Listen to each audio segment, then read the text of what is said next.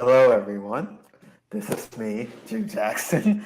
I sound like a news host, but yes, this is me, Drew Jackson. We're on the Middle Initial podcast with Kev and myself. Cases out.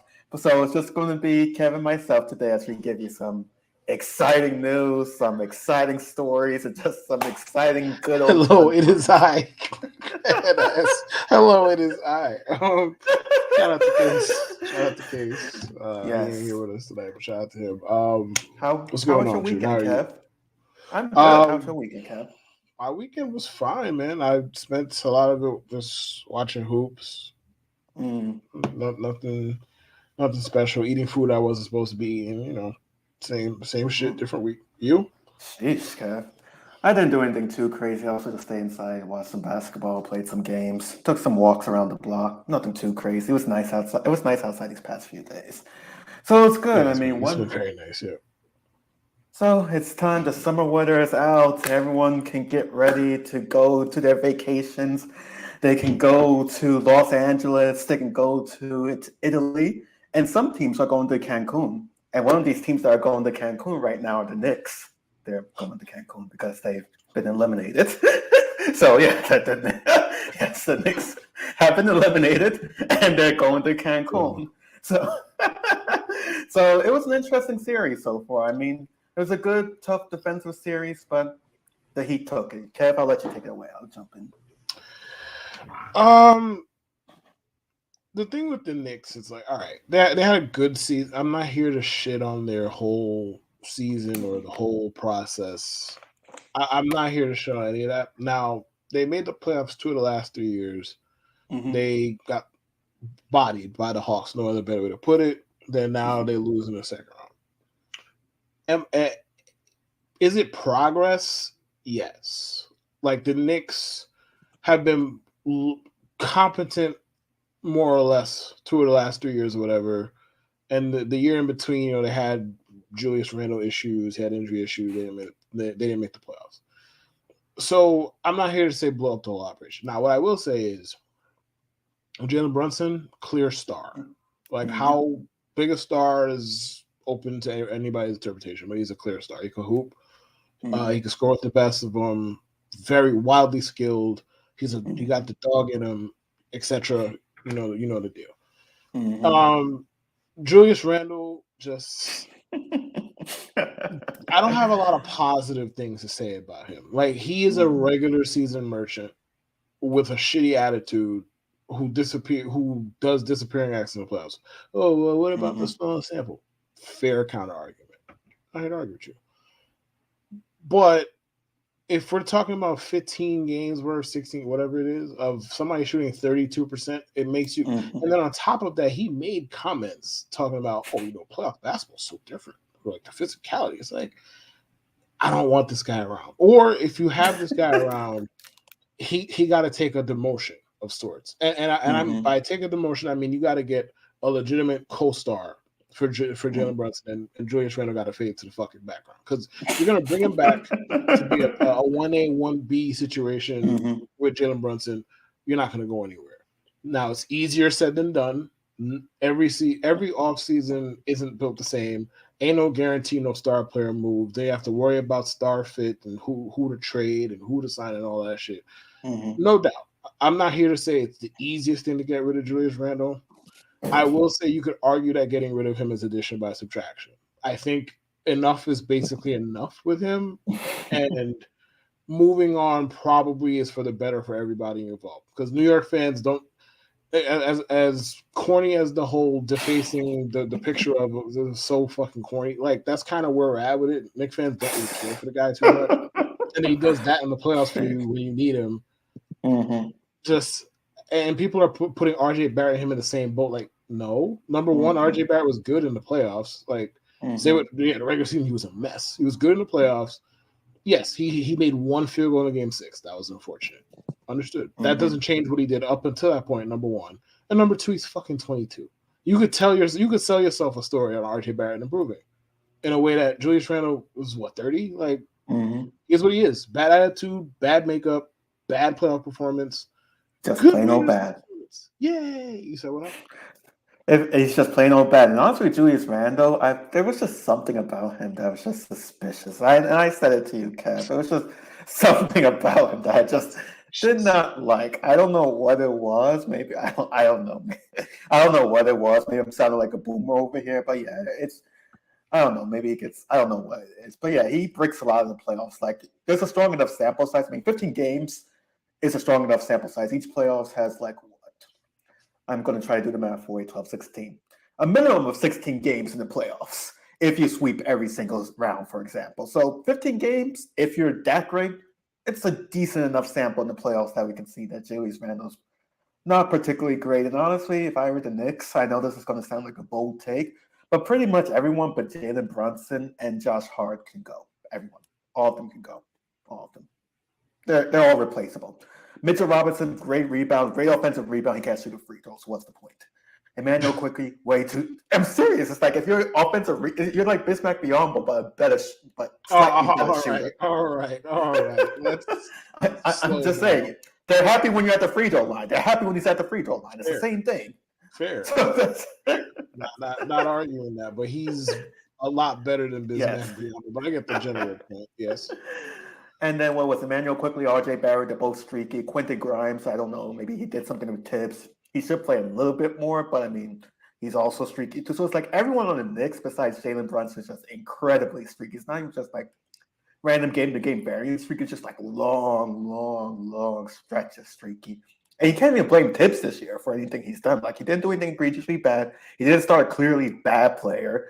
He didn't randomly play his stars way longer than he should have. I think he played RJ Barrett and Josh Hart together way too much in the playoffs. But the complaints for and with Tibbs this year were a lot more minor, I guess, if you want to call it. They were more minor than they usually were, and it was smaller stuff as opposed to bigger stuff over a bigger sample. Like he clearly made some changes that worked. He clearly stuck with lineups that worked, but then the playoffs got there, and then he started playing RJ and Hart together a whole bunch of minutes. Those lineups really didn't do much, and then Tibbs is one of those like you can make the argument for him to go, and personally, I would. Now the thing is with Tibbs, obviously, it's like, what are you replacing him with? Because if you're replacing him with somebody else who got fired, there's a reason why these dudes are getting fired. I'm just gonna say, there's a reason that these dudes are getting fired. Like, there's a reason Mike Budenholzer got fired. Monty Williams is a little bit trickier of a situation because of the new expectations, new owner. Cool, but they also no-showed in elimination games 2 consecutive years with 2 different cast of players. Somebody got to take the fall for that. That's just how this goes. Whether it's his fault or not, somebody got to take the fall for that. It's not. You know who is not going to be? Devin Booker, Kevin Durant. It's not going to be him. It's going to be a fucking coach. Like, that's the easiest. It's going to be a coach and maybe DeAndre Ayton later down the road. It's going to be those 2. It's not going to be it's not going to be Devin Booker. It's not going to be Kevin Durant. NBA coaches, for the most part, are incredibly replaceable. Like I feel like you can put 95% of NBA coaches, you can just put any of them in there, and they should be able to do something. But yeah, my last word on Tibbs before we talk about the coaching carousel. I want to say with Tibbs, I don't see why the Knicks should fire him. I mean, he raised the floor for the Knicks greatly. They were horrible, terrible, garbage for many years. And now they're not. They're a mediocre fringe team that could maybe make a run at the conference finals. You don't think they're going to win the whole thing, but they can at least make a run. So it's like you keep Tibbs until you clearly find someone that can give you a much higher ceiling. I don't know who that's going to be out there. Who's that going to be?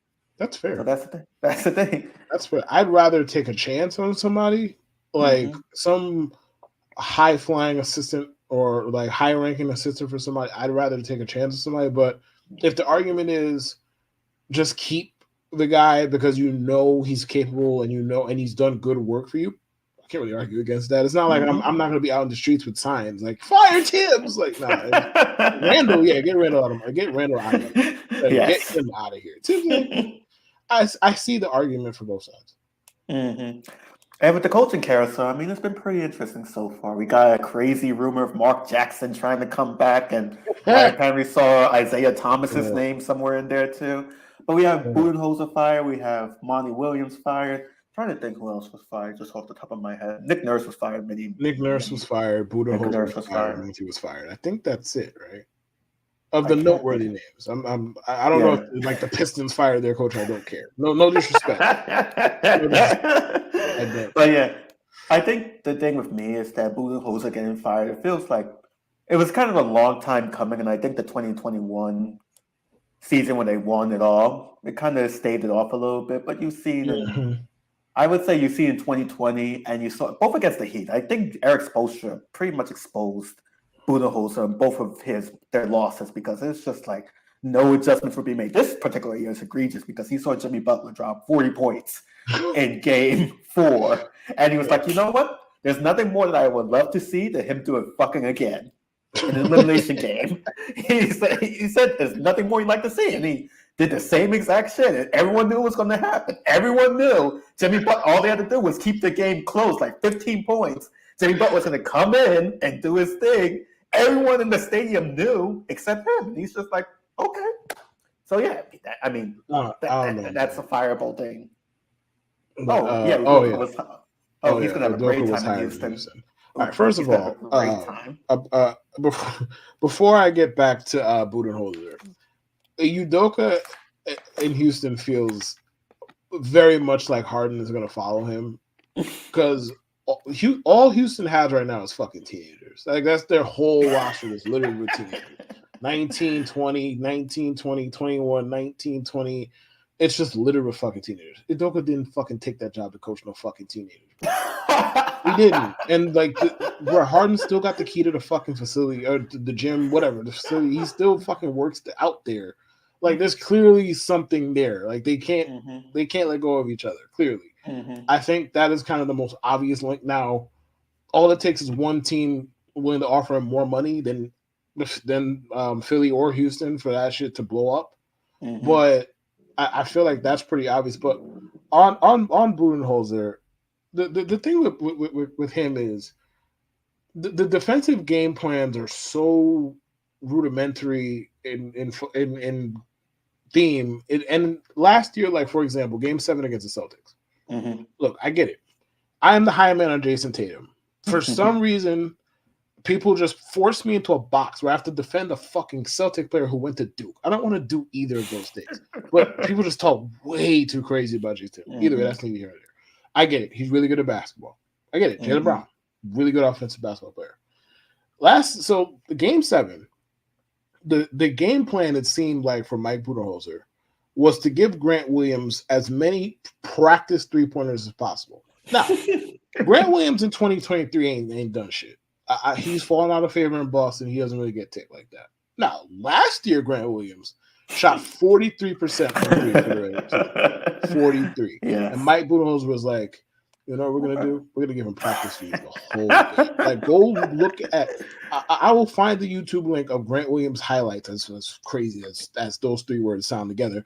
Grant Williams highlights from Game 7 of last year's fucking Eastern Conference semifinals. And you're going to see Grant Williams is just catching the basketball like as if somebody is on the court. It's just them two, like him and the other person, and they're doing rebounds and they're just passing to him. And he's just stepping into wide open practice threes over and I'm like, listen, I understand NBA teams are really good offensively. They have a lot of really good fucking athletes.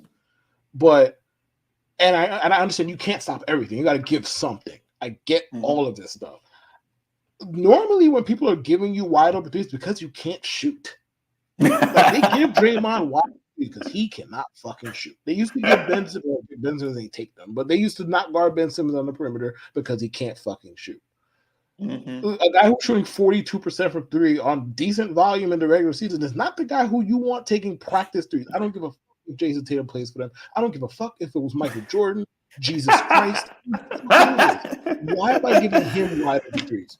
Why? 27 points on 7 threes. That's certainly something. Career high too, apparently. So yeah. How many do you take? Let's see. I'm going to go to the game log. Give me a second. How many do you take? Because it was a lot of fucking threes. You took a lot of fucking threes that day. If he had 7 threes, let's see. 27 points, 7 threes. I'm trying to career high for. He had 18 3-point attempts. 18. And he made 7 out of 8. Yeah, 7 out of 18. That's not even like a great percentage, not like that. Like I thought it was better than it was, but regardless, it's close to 40% from three, and you're giving him wide over three. Like you gave him 21 points. Like quite yes, obviously you left a whole lot of meat on the bone, but you gave him 21 points. Like why was that the strategy? Yes. Either way, Budenholzer's in-game adjustments, series to series, game-to-game adjustments leave a lot to be desired. He's not a bad head coach. I think he's one of those dudes who's more a regular season merchant than a playoff guy. So if you want to hire him, I think you got to hire him with that in mind. I personally, if I had any intentions of winning a title, I wouldn't hire him. But it's not like the market is flooded with dope options. It's not. So. And with Monty Williams, I mean, I find the whole Phoenix saga very fascinating. I think the thing that surprised me most with Phoenix this year is that they had that same exact horrific loss at home in an elimination game, and they just like get completely destroyed. I mean, it's a bad day when Cameron Payne, of all people, is your best shooter. Cameron Payne, who had like 31 points and like 7 threes that day, and it's like he was like I think he started like 7 for 7 from three too, if I'm not mistaken. Yeah. Yes, it was insane. It's like, dude, that's probably not the guy you want to have a good game if you're going to win. And the Nuggets were contending. They were still down 30. That tells you all you need to know about that whole entire game. So yeah, Durant took 0 threes. Wow, that is crazy. Zeros.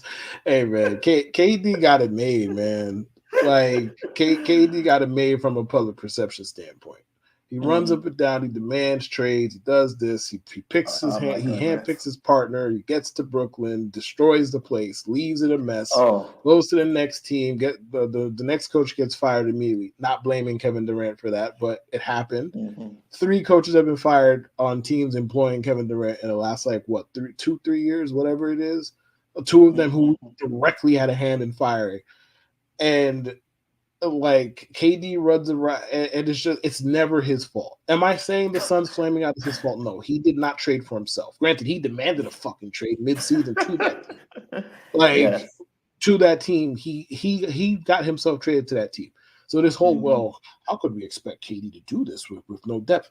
He signed up for this. What do you mean he had no depth? He knew what the fucking depth chart looked like before he got there. He knew what it looked like. He demanded a trade. And not only that, Kevin Durant signed a 5-year extension before last season even started. I think it was it during, I forget when it was. All I know is KD demanded a trade before his extension even started. His extension even kicked in and KD was trying to get the fuck up out of Dodge. Then that didn't happen. Goes into the season. He demands another trade midseason. He gets his wish. He gets to go to the Suns. And KD is the same one, mind you, who said, about LeBron. Everything's just toxic around LeBron. Look in the fucking mirror, guy. Look in the mirror. Like, your best friend is Kyrie Irving, and you want to call somebody else toxic? Genuinely. Like, you want to call somebody else fucking toxic. Seriously, you. Like, I will never understand how this guy is so Teflon when they want to consistently put him in the company of names he don't belong with. Like, he's not as good as LeBron James. Stop telling me that.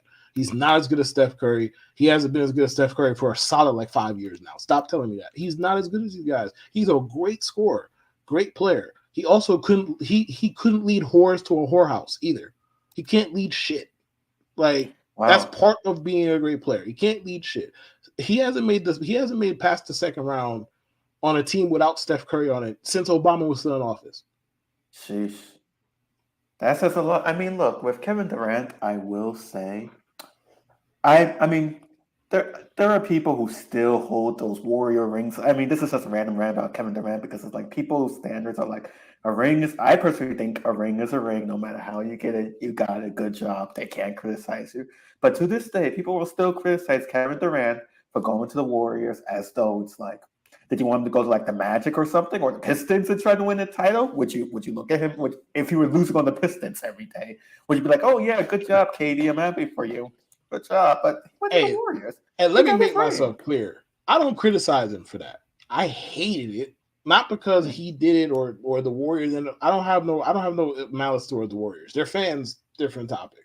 I ain't got no malice toward the Warriors. I like the Warriors. Love Steph. But like, I understand why he did it. Like society, and granted, Kevin Durant, he can say whatever he wants, and his fans can say whatever he wants. They want, excuse me. He listens to outside noise. How do I know this? He had burner accounts. I know he listens to outside noise. Them. And all that, no rings this, no rings that, and we do the ring culture thing. And he was probably tired of hearing that shit. And I don't fucking blame him. And I judge Kevin Durant more for leaving Golden State than I do for him going there.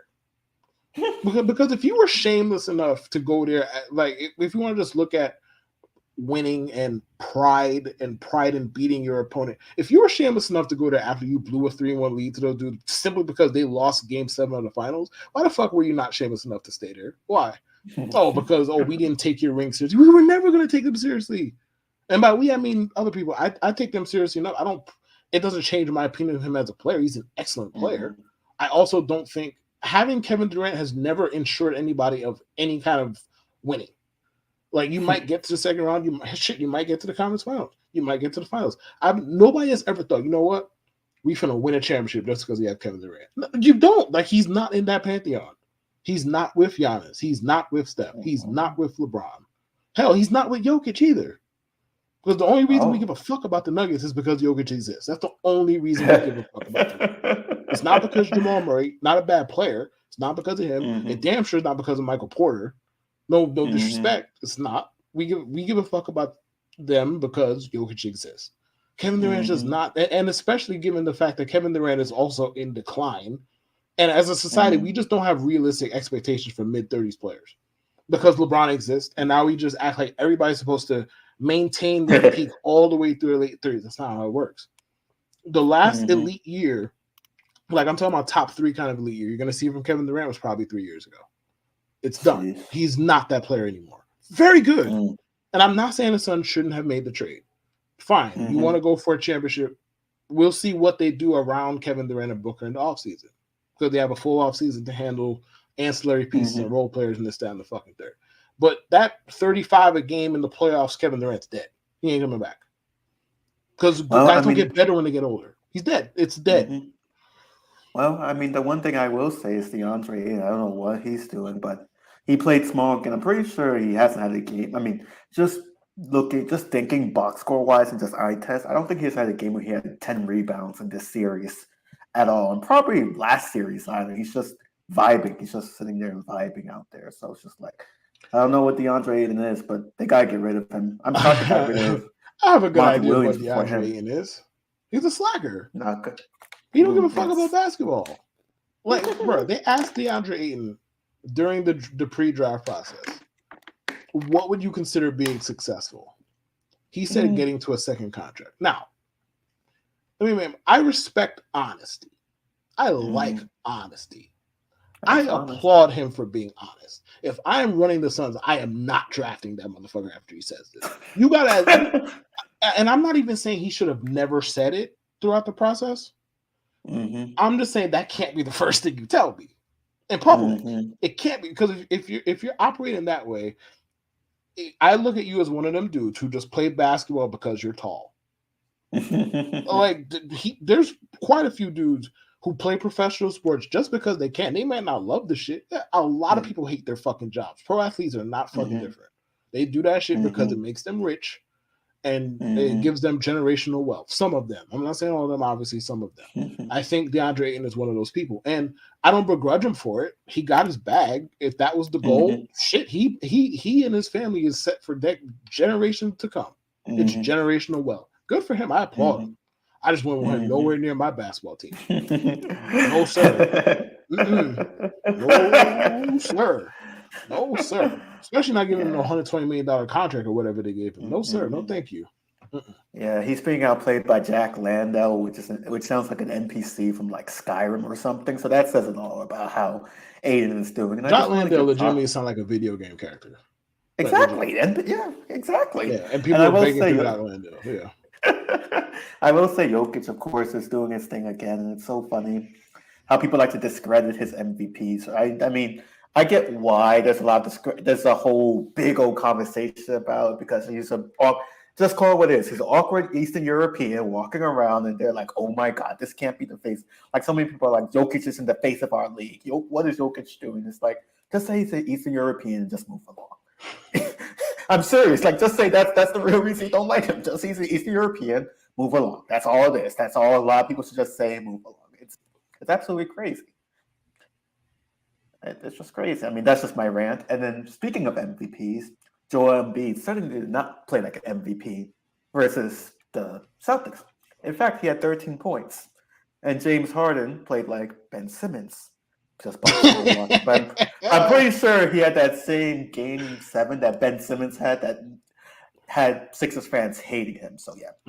James Harden kind of played like Ben Simmons. Joel Embiid did not play like an MVP at all. And Jason Tatum, who many people slandered on and off, dropped 51 points. It's crazy how things work sometimes. But yeah. I feel like Doc Rivers is always in this situation of being up 3-2, 3-1, and the next thing you know, somehow he's not up anymore. He lost the series, and this happened again.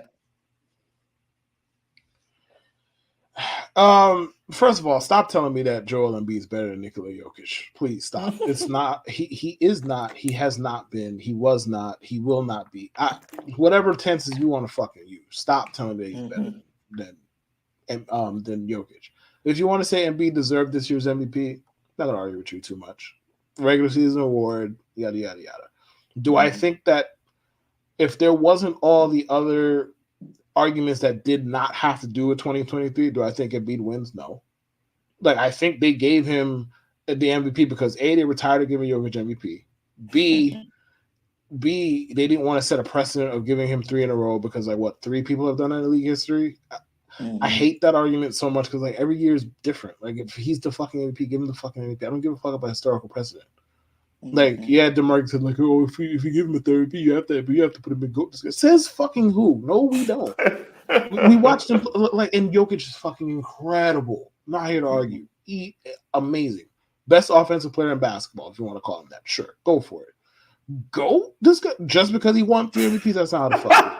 That's not how the fuck this works. But like most of us with sense can contextualize and understand. Yeah, you won 3 MVPs. Only Bird did it. Mike did it. Whoever else did it. Fine. Like 5 people did it. 4 people. Whatever it is.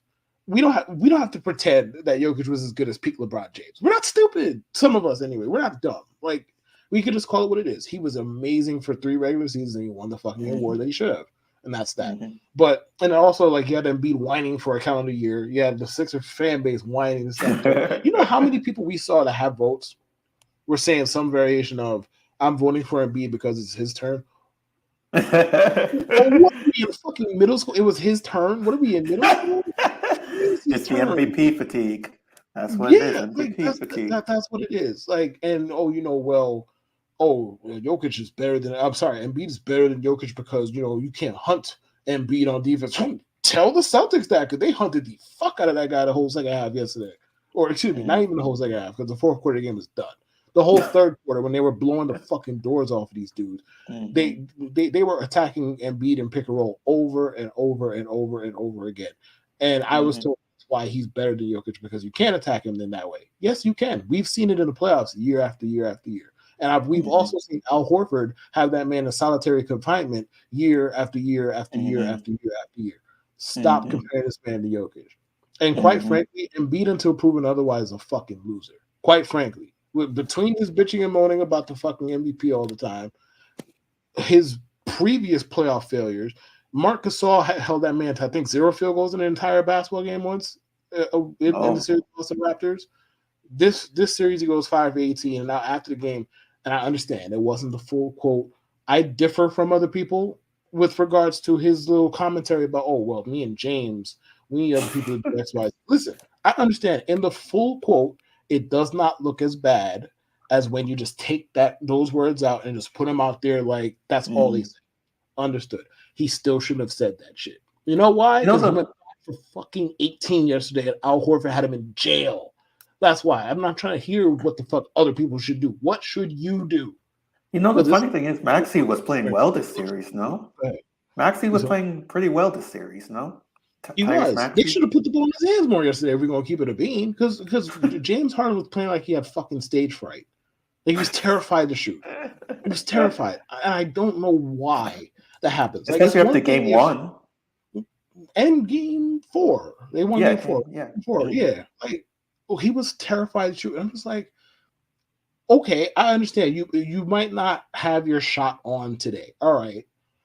Why are you terrified to shoot though when you're getting open enough looks? I don't get that part. But I'm not interested in hearing what you and James need, like as far as from your teammates. What do they need from you? You are you bitched and moaned about MVP for however long. I'm the MVP. I'm the best. This, that, and the fucking third, which is great. You want to fucking campaign for yourself. Be my guest. I'm not going to be the one that hate on that shit. It got repetitive, yes. But it's important. Cool. I just wish you would stop with I don't care about that. I guess you do. Don't lie. But then you want to bitch and moan about the MVP, and then when you go 5 for 18, you want to talk about what you need from your teammate. No, brother. What do they need from you? They need you to shoot better. That's what they needed more than. Right. Like nobody for the most part, you're not gonna win a game against a better team on the road in the game 7 with your star player going 5 for fucking 18, and then your secondary player going like 4 for 12 or whatever James went yesterday. So nobody trying to hear that shit. That quote stunk. I don't care what the context was. And you know what's so crazy this playoffs is it's been so interesting that the least interesting series so far has been, in my opinion, Lakers versus Warriors. And it's like it's LeBron versus Steph, but most of those games have just been garbage. Yeah, most of those games were not good. Like it was similar to the 16 finals, except that the 6 obviously up until the game 7, obviously. Like the game 7 was a classic. The rest of the series was just blowout after blowout after blowout. Like that, this series, Golden State and the Lakers. We had game 1. The end of game 1 was fun. Game 4, was it game 4? Whichever one they went up 3-1. Yeah, game 4. And then we came out to the wire. That was fun. The rest of the series was blowouts. Yeah, it was so blowout that you don't get the bench players, you get the super bums. The guys at the end of the bench who are coming into the game for like super bums. Yes, that's what they are. The guys at the not the bench players. That's mad rude. Why you call them super bums, man? That's mad rude. That's what they are. They're at the very end of the bench. Not wrong, but still. They're probably shocked they're even in the game. They're like, oh shit, this is the big time out there jacking up shots and all that stuff. They're having the time of their life. That's what the series was. I mean, I thought it was going to be more interesting, but the Lakers moved on. I think Lakers versus Nuggets, it can go either one of two ways. I think it's either the Nuggets just beat them in 5, or it's like a competitive 6-7 games. I know that's not a lot of options, but I don't know. The Nuggets, when they're on, when Jokic is doing his thing and is facilitating, it's hard to beat them. But LeBron is LeBron, I know. But AD plays when he wants to, and everyone else is hit or miss, except Austin Reeves. Austin Reeves might be the next Larry Bird, apparently. Yes, I did super hedge. I am aware I did super hedge by saying 2 completely opposite outcomes. Yeah. Oh, yeah. Very, very super hedge, bro. Like, listen, I think the Lakers are going to win in 6. The Nuggets are incredible. Jokic is incredible. And they're a great team. I'm not going to sit here and take away from their roster construction, their quote-unquote togetherness and all that. They have a lot of good players. And I know that sounds remedial because they're in the Western Conference Finals, but like a lot of these teams before them had depth issues. Look at the Suns, for example. Like a lot of teams have depth issues. The Nuggets do not. Now, I think the Lakers defense since the All-Star break has basically been the best in basketball. Yeah, and AD, like for as much people complain about AD for a variety of reasons, and I'm not even necessarily sitting here to say that they're all without merit, because sometimes AD will go quarters and you don't notice he's on the court offensively. That shouldn't happen. I get that, but he has been such a menace on defense that we can give him a little bit of a pass.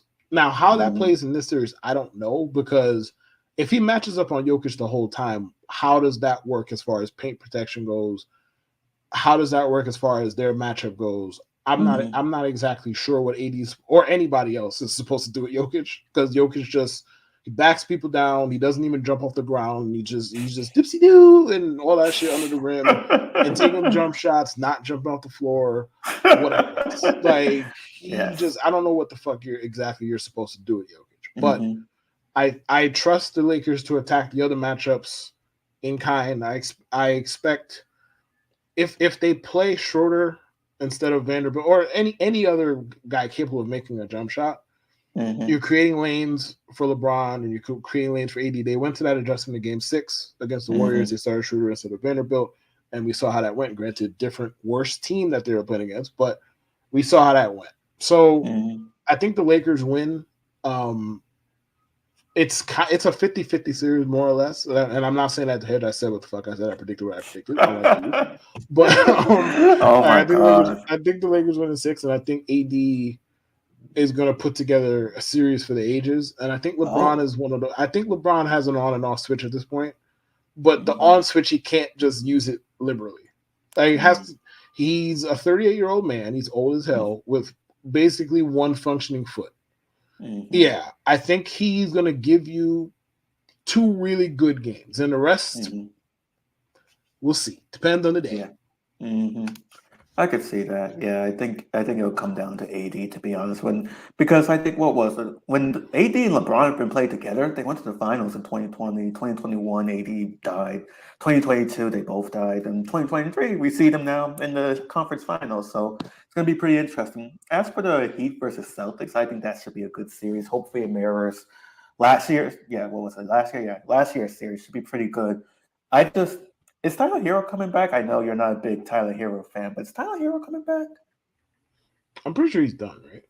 Okay, so he's done. Okay, so it's pretty much Jimmy Butler, maybe Kevin Love, maybe Duncan Robinson, Jimmy Butler, and the others versus Jason Tatum, Jaylen Brown, a bunch of decent sharpshooters. It'll be pretty interesting. I mean, Spoelstra is like a certain coach up in New England. I'm not going to say his name, but he has a very similar vein to that kind of coach. And so it's just like, he makes it work with whatever he has. This is very casual, very basic take, nothing too crazy. But yeah. Yes, go on. Yes. Yes. What did Bill Belichick make work last season? Okay, well, I'm just saying. Okay, nothing. He didn't make anything What work. did Bill Belichick make work the season before they drafted Mac Jones? Nothing. Really? Okay, just wanted to. Go ahead. He tried his best. That's all we can do. I don't give a fuck if he tried his best. You make that man sound like a fucking boogeyman. I don't give a fuck if he tried his best, bro. But yeah, it's gonna be a pretty interesting series. I mean, I think we'll see some more classic playoff Jimmy games, but beyond that, it could go either way. Boston is clearly better, clearly more talented. Boston also has a habit of tricking off games. They're just like, fuck it, we just don't even want to win today. We just want to do dumb shit for 48 minutes. That's kind of how Boston operates. Yes. So, like, I'd be shocked if Miami won the series, but I think this is going to go longer than it should because the Celtics do what they do. Like, I think Boston is going to win in 7. And let me not focus too much on what they don't do. Miami always has a sound game plan, and no matter what they put on the fucking court, they're gonna make you earn it. So it's just they're gonna try and take away. And I mean, this sounds very basic, but they're gonna make you uncomfortable. They're gonna try and make you lean on your weaknesses. Yes, very basic coaching, but a lot of teams don't do that shit. So they're gonna try and make you focus on your weaknesses, veer you away from your strengths. The thing is, like, the talent difference is so fucking wide, enormous between these two. I don't think it matters that much what Spoelstra could do because it's like, all right, Spoelstra's a great coach. He can do this, that, and the third. To me, Spoelstra's the best coach in the NBA. Spoelstra's not guarding Jason Tatum. He's not guarding Jason Tatum. Spoelstra's not out there when Jason Tatum's breaking out the defense and hitting Marcus Smart or Jaylen Brown or whoever for wide open threes and they're hitting them. He's going to put together a game plan that makes it more difficult, yes. But when the talent gap is this wide, I don't see how Miami has a shot, personally. But, of course, I didn't see how they had a shot against Milwaukee, and we saw how the fuck that went.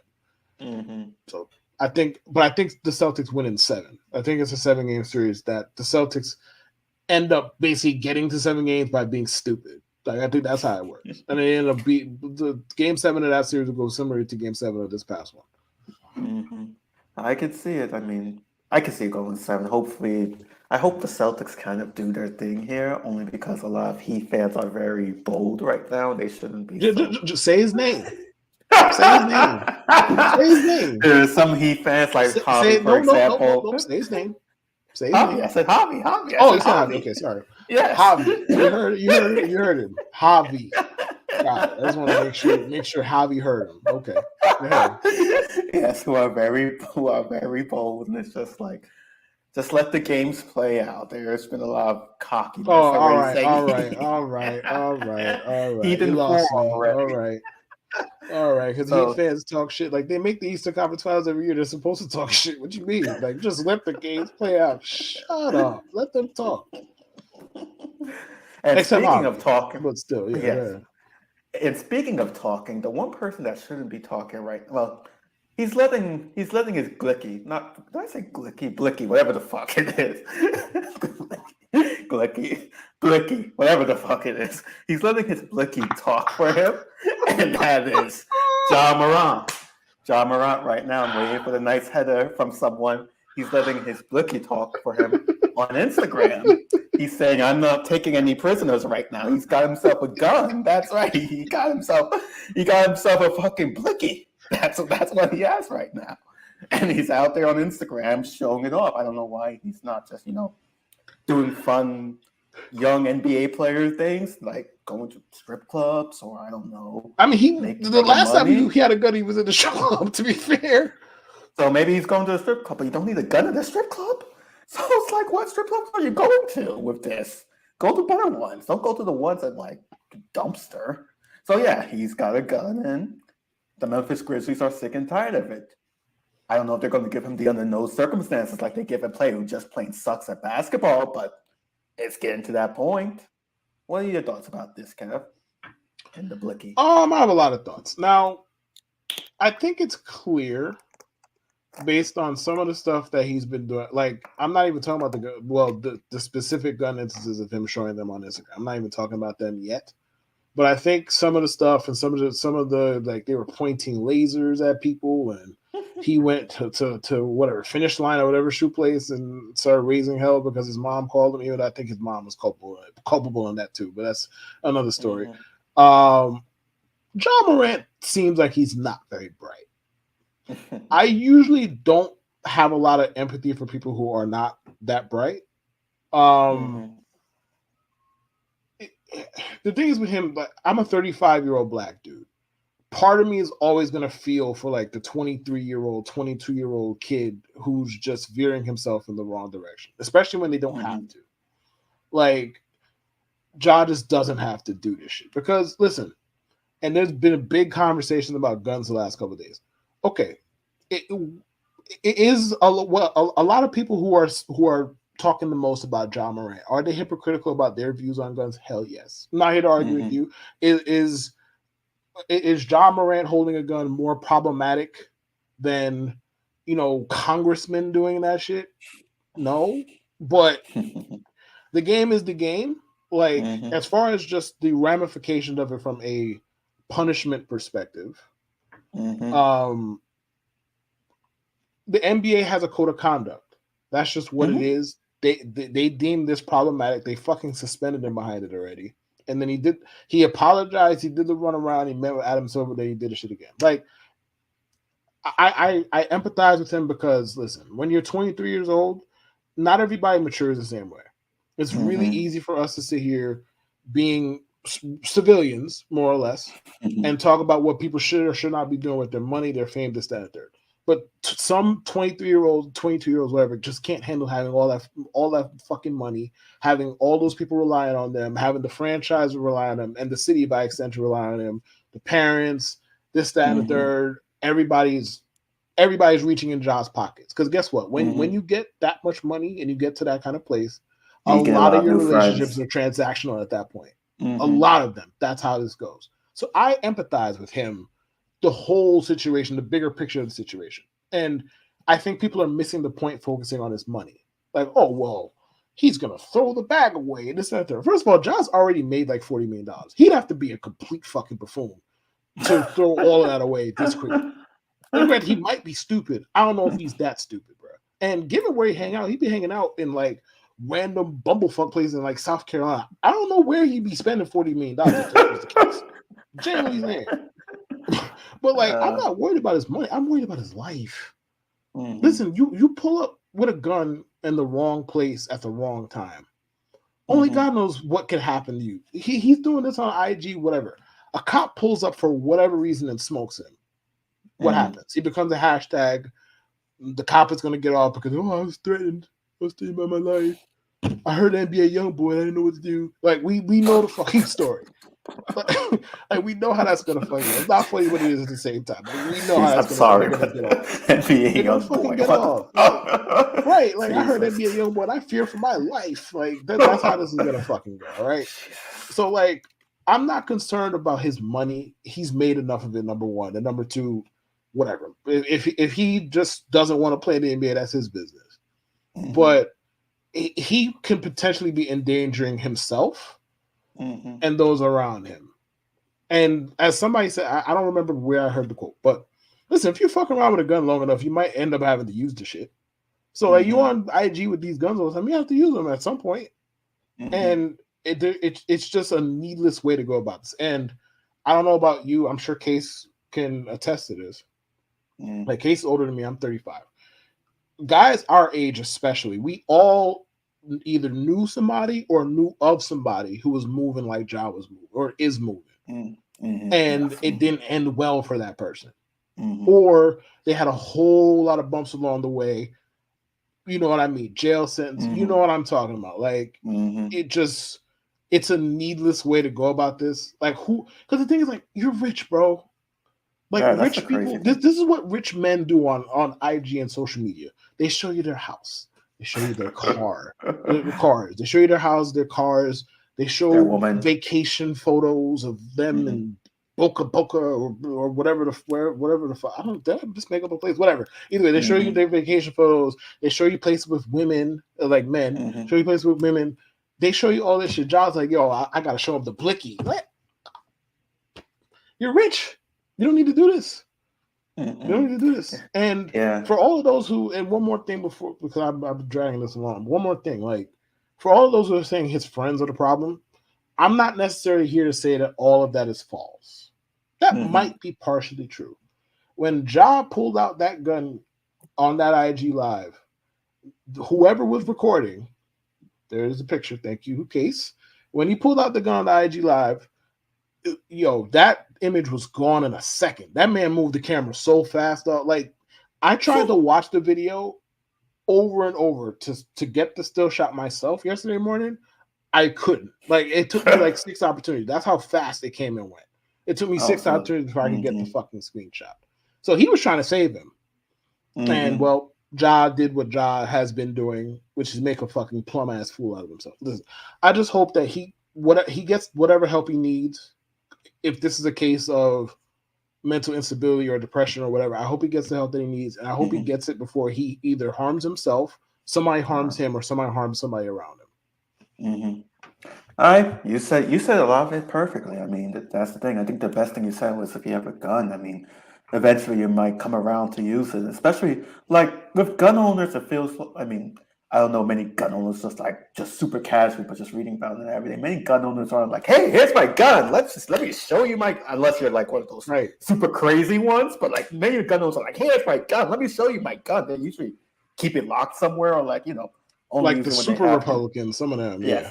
But like some of those ones, like, So those who show their gun, but it's like I don't get why Ja's like so eager to show everyone his gun. It's like I feel like it would be like if he wants to say, okay, take me seriously or else you're going to get killed or something. I feel like, if you're an NBA player and you really wanted, please don't come after me. If you really wanted someone gone as an NBA player, you could probably have someone gone as an NBA player.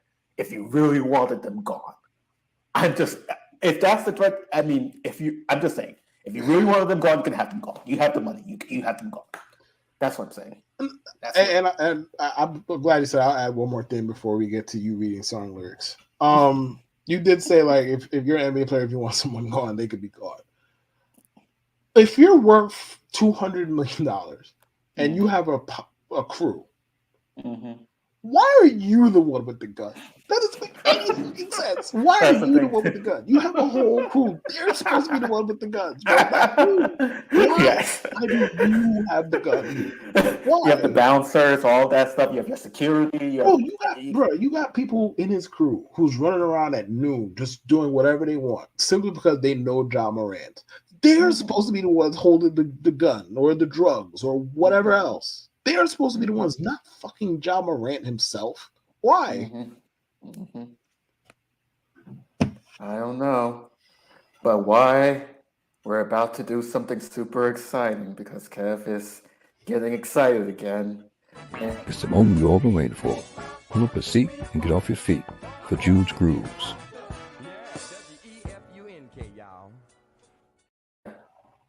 I'm going to read this song. It was interesting so far. It starts off interesting. So here we go. On my toes. I came here with my dick in my hand. Okay, that's nice. That's good to know. I'm glad you opened that up with that. You come with your dick in your hand. Okay, that's nice. Don't make me leave here with my foot in your ass. Be cool. Okay, so I want to talk about these two lines right quick. So he has his dick in his hand, and he's going to try to kick I'm assuming a woman's ass with a dick in his hand. That's a very interesting picture right there. So okay, and don't worry about how I'm ripping this shit. Are you farting? When I'm flipping, when I'm kicking, nigga, this is just what I do. Okay, I'm effervescent. Okay, I'm not. I read, but I'm like Effervescent, man. I'm effervescent, thank you, and I'm off that crescent. Okay, nasty as a full German Shepherd, motherfucker. Keep stepping. They don't fuck with me, and they don't. Y'all bitches can't catch me, and they won't. Pay your fare, fix your hair, throw that pussy. What? I got a product for a Bunapolist and Donna for my babuski. What the fuck are you talking about? Is this guy on drugs? You think I'm tricking? Bitch, I ain't tripping. I'm buying if you got a nice curves for your iceberg. Drinking hen. I'm not gonna lie. Do something to me. Hope this indecent proposal make you do something with me. Fuck $1, girl. Pick up 50. And fuck a coward. You need a real nigga. On top, knickerboxers hurting shit. Bend over, ho. Show me what you're working with. Shake your ass, but watch yourself. Shake your ass. Show me what you're working with. Shake your ass. Attention, all your players and pimps. Right now, in the place to be. Shake your ass. I thought I told you niggas before. Yo, niggas can't fuck with me. Watch yourself. Now, this ain't for no small booties. No, sir, because that won't pass. Show me what you're working with. But if you feel you got the biggest one, then mama, come shake your ass. Shake your ass, but watch yourself. Shake your ass. Show me what you're working with. Shake your ass, but watch yourself. Shake your ass, but show me what you're working with. This goes in a lot of different places. I mean, I don't know. Did he look up at the dictionary for something? What the fuck is a What's a babuski? Is he like yabba dabba? Is he like the Flintstones? Yabba dabba doo! I got my dick in my hand. Yabba dabba doo! Babuski! Like, what the fuck is that? Like, I just don't get opening the song with just saying, yeah, I have my. So you just casually just walking around with your dick in your hand like a sexual deviant. And then he's telling these women to shake their asses and everything. But yeah, and I don't know. Is he talking about tricking? Is that what he is? Is this what he's glorifying? Just tricking off? I mean, if you're tricking off, you should probably do better than starting with your dick in your hand. But okay, the art of the 2000s were a very different time than what we have now.